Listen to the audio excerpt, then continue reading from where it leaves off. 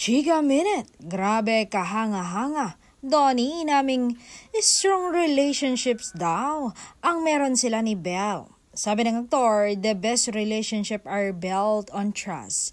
Yung pagtitiwala niyo sa isa't isa. Like for example, our relationship, yung kaunting personal time na binibigay niya or binibigay niya sa'yo or kaunting privacy na mayroon kami sa isa't isa, parang dapat nire-respeto yan sa sarili. Kasi, kumbaga, kung